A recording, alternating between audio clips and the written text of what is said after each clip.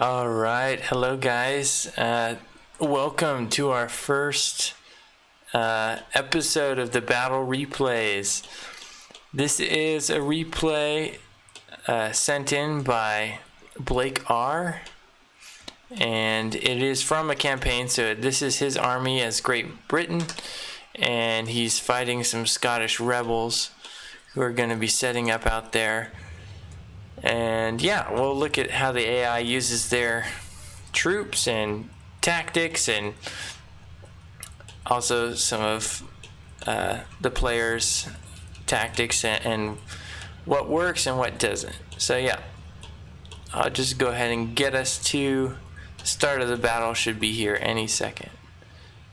As far as initial formation, looks like it's a pretty standard line. So he's got his line infantry in a big line in the front. Makes sense. He's got some fixed artillery right here, horse right here, and let me just pause this real quick. Now I'm testing something. So if this is your line, right? Yeah, you like that? I can draw. And you have your cavalry over here. Ooh, that's pretty bad. Now the enemy fort is right here. And so that means he's either going to be coming around this way, or he's going to be coming around this way, or he'll be doing both. So if this is me in this instance, I would post up some units in the trees, and I would anchor more units in these trees over here with your artillery in the middle.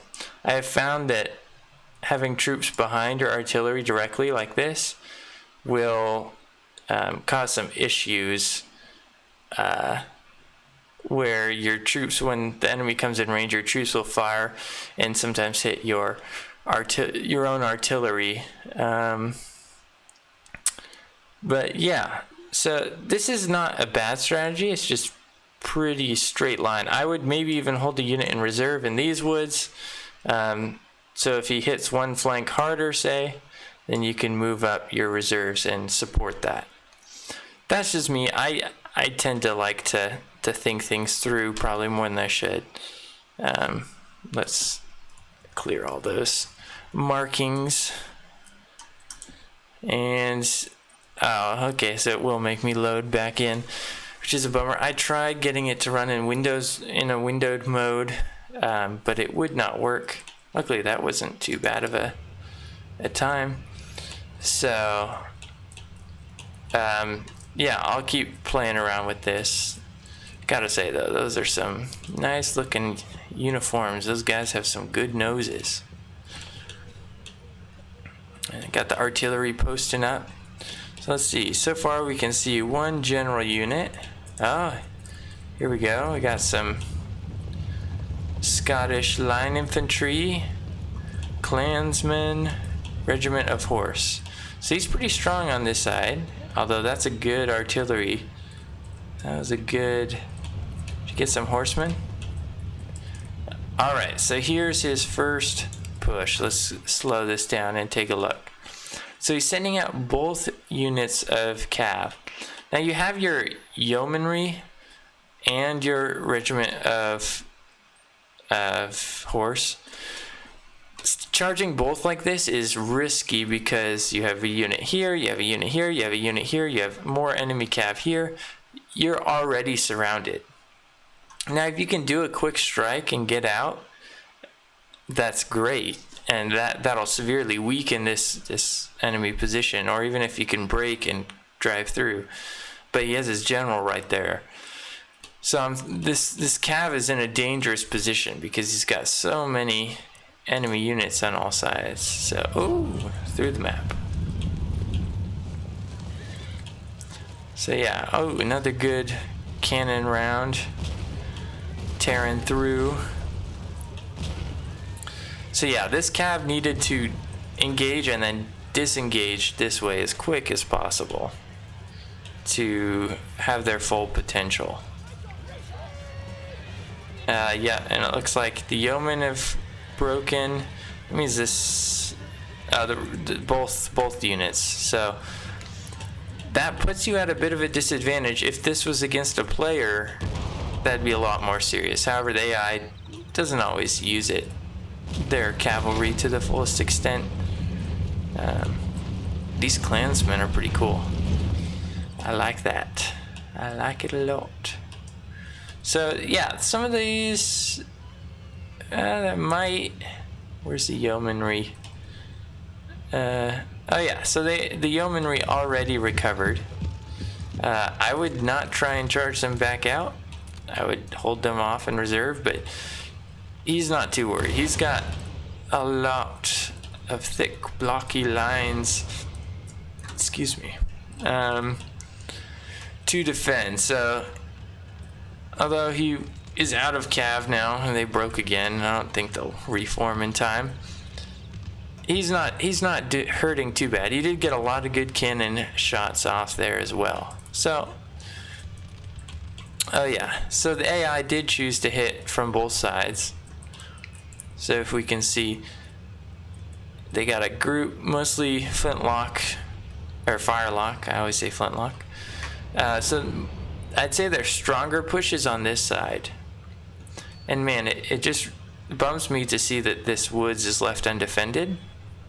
I would have, of course, it's easy for me to say because I'm not playing the battle, but I would have at least posted in the forest at least one unit. I guess we should zoom in for the engagements.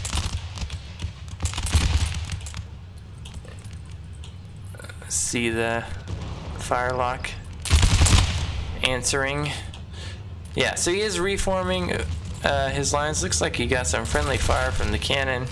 Might want to make them aim somewhere different, because alright, he's moving his own troops. Yeah, that fire in the back really made them shaken. So the AI here, let's go back to slow. So we zoom out, AI is lagging behind on this side and really pushing hard right at these cannons. And yeah, so the AI is in the forest. Even if you move forward, I know you'll take some casualties at first, but move into the trees yourself. It'll help just a little bit. Same here, you can move these troops up. And these troops can stretch a lot wider. It's not bad to have them like this, but it could give you some more flexibility to not have to keep your troops in a perfectly straight line. Like in this instance, you could stretch it from here to here and keep your flanks really secure. He's getting some point blank volleys in. Ooh, look at all that. Yeah, just firing in at point blank range.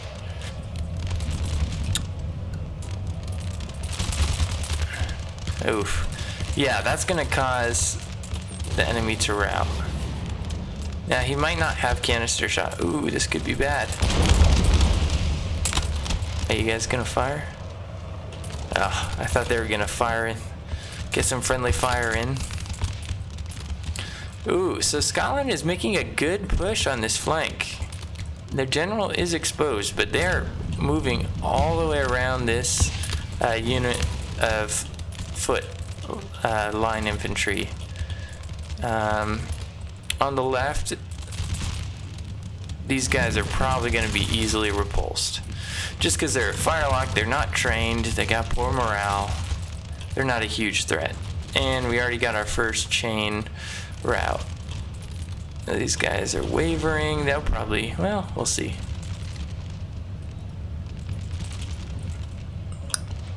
This is where the threat is. Oh, look at that. He even brought his cavalry in. They are exhausted, so they're not going to be charging very fast. But I'm actually kind of impressed with the AI that he decided to really commit to a flanking action. He's even penetrating behind. This is where having a unit in reserve is super useful, because right now he's having to pull from his main battle line, which he can do, and he can stretch these back out to fill in the gaps. But having this unit already in reserve means you're just shifting him over. The rest of your lines get to stay safely in position. Just food for thought. Alright. Not the best use of line infantry here, Scotland. Alright. So these dense lines are better at holding off cavalry. So that's why these and the regiment of horse are just exhausted. Alright, we got a big melee. Let's slow it down. Enjoy some stabbing. Oh, the drummer. That's pretty neat. He's got a drumstick in that hand. Oh, and that little charge there broke the Scots. That is good for him, because now you get to re-anchor that line. Although there is a whole nother unit pushing up, so you'll want to move these back in.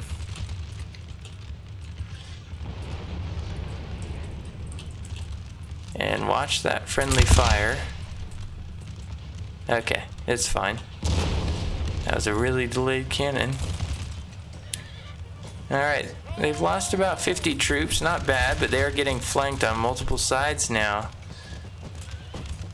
And the high morale, so British line infantry are extra high morale. They're hard to break, and they've got good defense. They're not great attackers, but they will hold for a long time. That's what they're good at.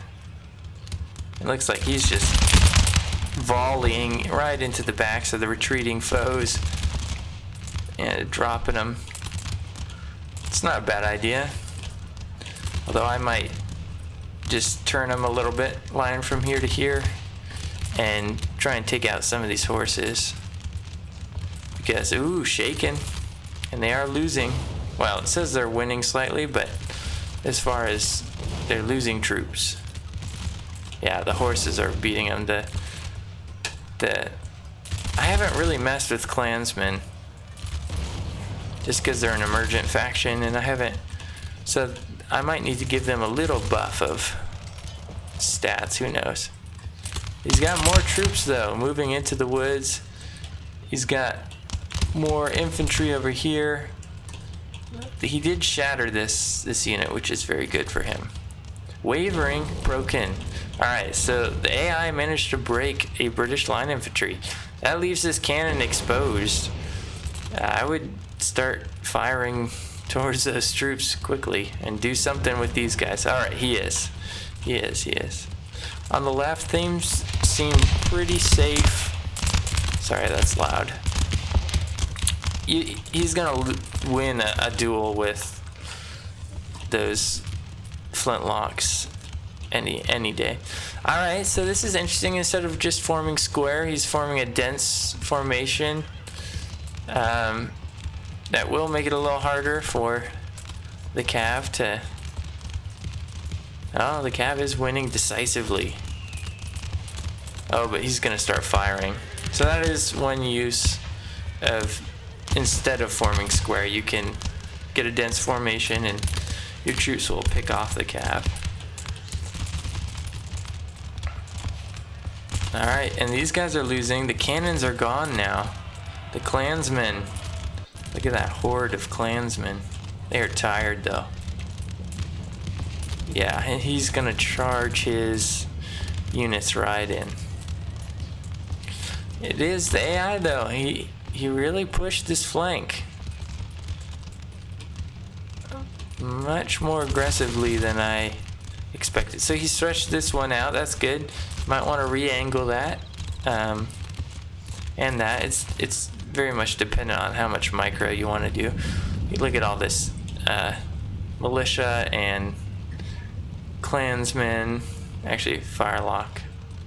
Yeah, they're all firelock and then one clansman. He's got still a pretty healthy line infantry, Scotland does. I'm not exactly sure what troops Scotland was bringing. I guess I can check at the end, maybe. I don't know. Alright, so he fought off the Cav.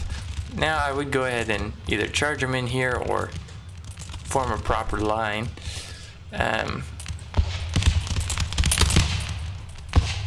yeah, look at that. They're winning slightly because their angles. So only half the formation is firing. Because these ones aren't in range.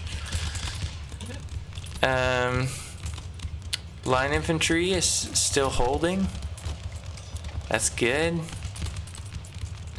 Although, oh, he's sending in his cannon crew back into the fray.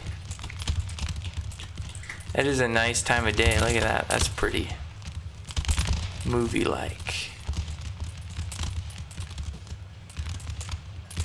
Could imagine the Scots fighting in a field like this. Alright. Let's zoom out and take a look at the tactical view. So yeah, he definitely got pushed back on this side, but he is holding now. Yeah, this should be a line, but other than that, things are pretty good, and that could be re-angled.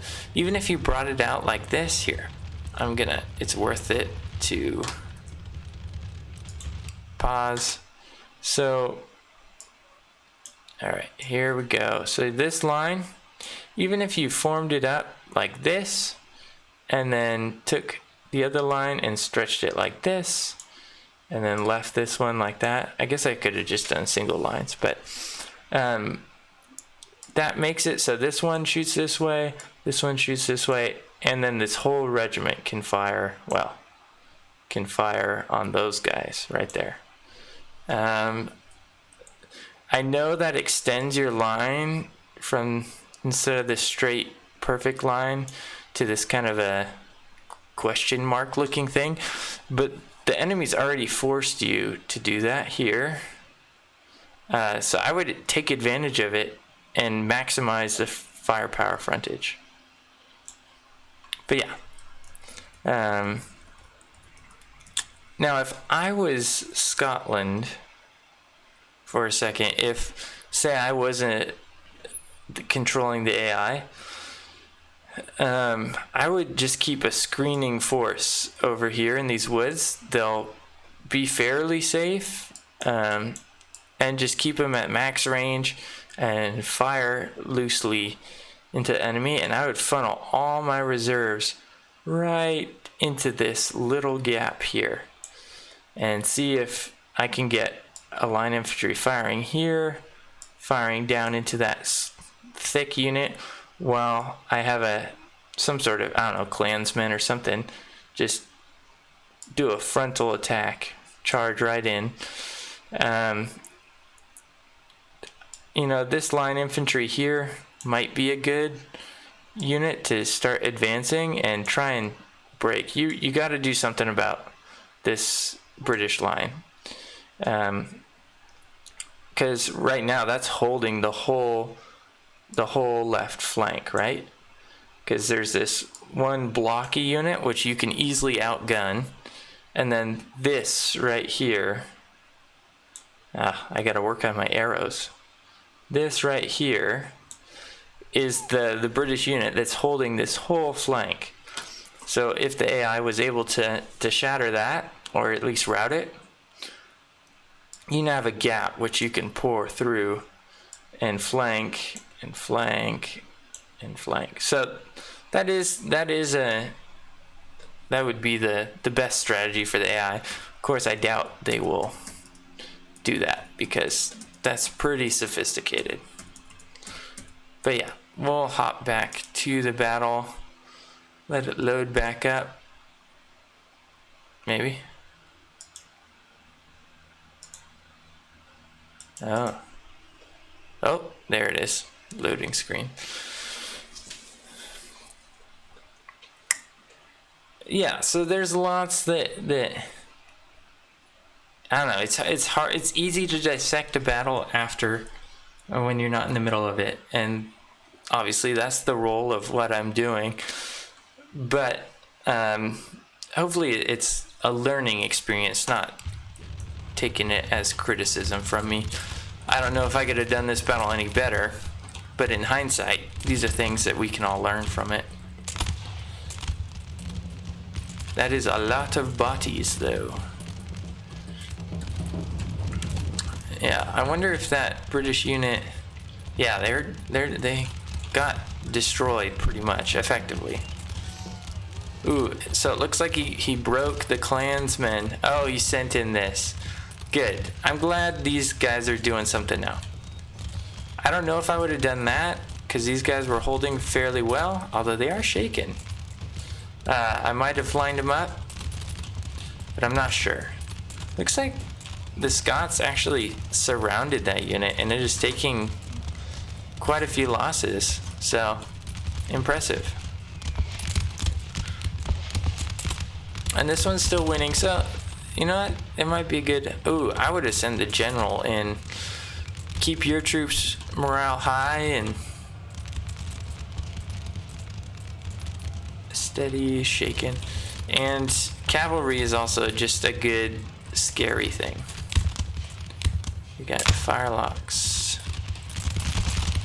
So if the player here wanted to be, if Blake R wanted to be a little more aggressive, he could sweep those guys out of the tree line pretty easily and then close the door this way, which also wouldn't be a bad idea, but it looks like he's gonna handily defeat these militia and then fire into their back as, oh, little pause there, as they run away.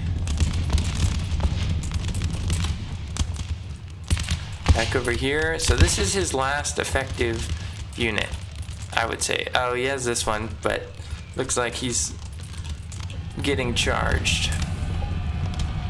So they're very tired. Oh, there we go. So he doesn't have bayonets researched yet, or he just has to plug bayonets and he's not using them.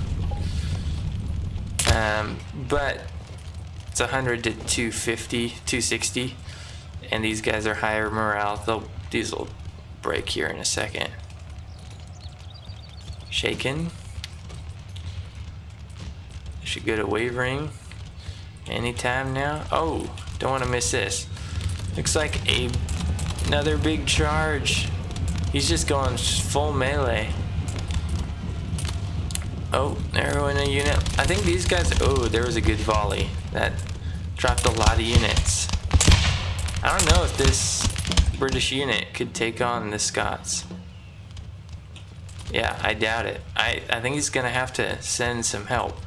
This unit isn't even doing anything, so you could pull that around. Yeah, the Scots are winning. These guys are shaking. What's happening over here? Oh yeah, shattered them. And there might not be anything left by the time they're done with that. Alright, we'll survey the battlefield. We got the melee going on here. The British aren't the best attackers. They're very good at defending, but you should definitely try and keep your own troops outnumbering the enemy when you're attacking. Localized advantages. So like in this case, even though he's vastly outnumbered now because all of his troops have broken, Scotland has the local advantage right here because he's got 226 and this one only has 142 left. I think if I watched this once before, I think if I remember correctly, some other units start streaming in to support pretty quickly. Yeah, oof. Fighting as the sun is going down. The general is coming in to the fray. There he is. That's an interesting hat going on. I don't quite know what happened with that texture. It's just all white. It's kind of cool. Oh, now both are shaking? No, steady and then shaking. But the British, characteristically professional,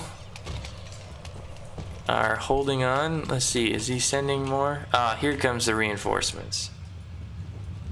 And this is a almost fresh unit, only winded. These guys are exhausted. This will turn the tide. If only they had been able to volley off, but alright. So now that these guys are stuck in there, I think this is once again switched from a local Scottish to a local British now superiority. And I know like these guys are way over here and you worried about some troops coming back, but might as well gather all your forces and just shatter this. Yeah, this one, ooh, is impetuous. That's that high morale. I know you're gonna win anyways. Oh, and there, the enemy is broken. Probably gonna get shattered. Probably gonna get annihilated, actually. Wow, look at that. This is why right here it is hard to, and pretty true historically, it's hard to lose and to lose less men, because when you lose, your soldiers are surrendering, they are being run down, especially if there's cavalry. So if he had like just one unit of cavalry left, boom, that unit said it could be running down all of this, and he won't ever have to fight it again. That's pretty historically accurate. That's one advantage the Swedes had. I said it was me because I'm doing the replay. But the Swedes in this time period had a pretty heavy cavalry army, and they were able to chase down the Russian foes, except for the few times when they didn't bring their cav, and then the Russians were just able to recover. Looks like this unit, this line infantry, is the star. Only lost 42 and killed 586. I don't know where that was happening. But yeah, I hope you guys enjoyed the battle. Feel free to send any more, and I'll catch you next time.